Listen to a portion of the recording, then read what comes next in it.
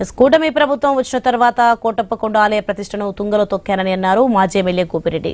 మహాశివరాత్రి నాడు హోంగార్డ్ మద్యం అమ్మకాలు చేస్తుంటే కేవలం హోంగార్డ్ ని సస్పెండ్ చేసి అధికారులు చేతులు దులుపుకున్నారని ఆరోపించారు. ఈవో చంద్రశేఖర్ 3 అర్చకుల పోస్టులు అమ్ముకున్నారని ఫిర్యాదులు వచ్చినప్పటికీ ఎలాంటి చర్యలు ఎంక్వైరీలు చేయలేదన్నారు. కోటప్పకొండలో స్వామివారి నైవేద్యం కూడా కల్తీ చేసి అందిస్తున్నారని కీలక వ్యాఖ్యలు చేశారు.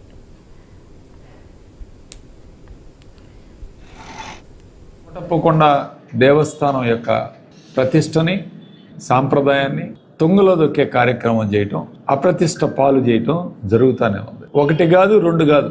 మొన్న కోటప్పకొండ తిరణాలు చూసాం. తిరణాల్లో ఏకంగా హోమ్ గార్డే నేరుగా మద్యం అమ్మకాలు చేయటం.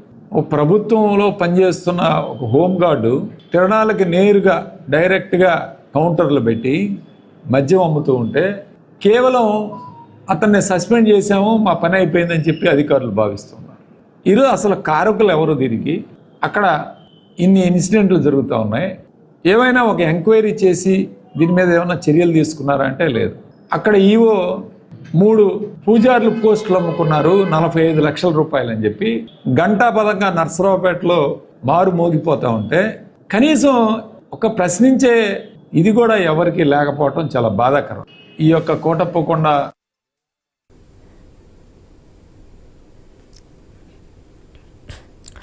దీపం ఉన్నప్పుడే ఇల్లు చక్కబెట్టుకోవాలనే